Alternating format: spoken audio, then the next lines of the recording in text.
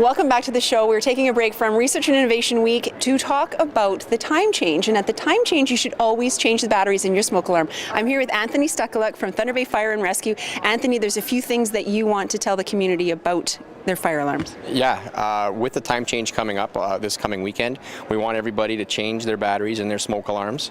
So there's a couple things that you can look for when you're doing that. And with changing the batteries, we also want to remind people that the City of Thunder Bay now has a new initiative where you can recycle those batteries. So let me first talk about your smoke alarm. What you're going to do is you're going to take your smoke alarm down from the ceiling and you're going to open the compartment where the battery goes. So you're going to remove your 9-volt battery.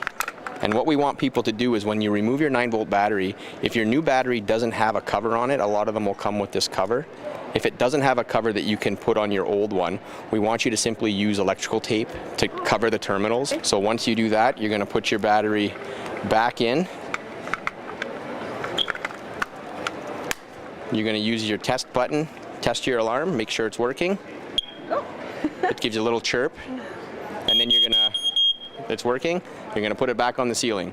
Now, one other thing we want you to check while you have it down is the newer alarms have a replace by sticker on them. Okay. Smoke alarms should be replaced every 10 years. If you take your alarm down to change the battery and you don't have one of these stickers, the odds are it's older than 10 years and you should replace it.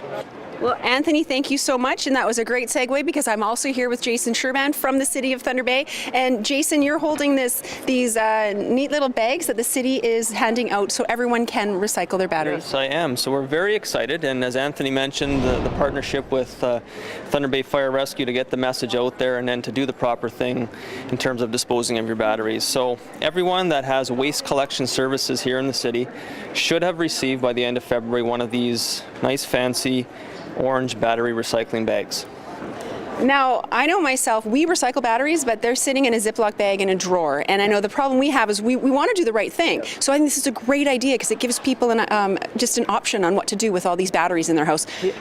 Yeah, because when I look at it, sort of the spectrum of hazardous waste, household batteries are one of those items that everybody has in their home. And you're right, you don't want to call it hoarding, but people have them in jars, they have them in drawers, and they really don't know what to do with them. But they know that they don't go in the garbage, but what do you do with them? So this program really achieves two objectives. One is sort of the accessibility and the convenience of putting it in this bag and putting it out to the curb on your regular collection day. The second thing is terms of there are options year-round. So outside of this collection, we do have our household hazardous waste depot out at the landfill site that accepts them year-round. We do have a public space, a battery recycling program out in the community with various locations throughout.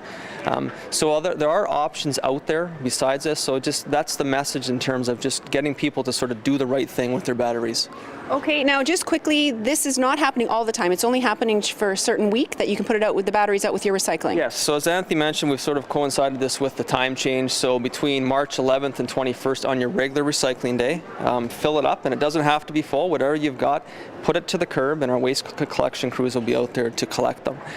The question I have, if you have more batteries that fill this bag, can you put out a Ziploc bag full of batteries, or does it have to be in this bag? Yeah, very good question. So we've had a few calls early on where people are saying the bag isn't big enough. I've got too many batteries. So that's a good thing. So a couple things. One thing is that you can give us a call, 625-2195, and we'll be happy to mail you a bag or bags. The other thing is you can go to our website, thunderbay.ca/batteries. There's a PDF version of the cover of this bag. Print it out, put it in any type of transparent sealable bag. That can go to the curb as well. So there are a few options out there if A, you haven't received your bag yet, or B, if you just have too many batteries and you want to do the right thing with them. Perfect. Everyone remember, change the batteries in your smoke detector, smoke alarms when you change your time back, and take those batteries and put them in the recycling bag and put it to your curb. Keep watching. There's lots more coming up on Go Thunder Bay.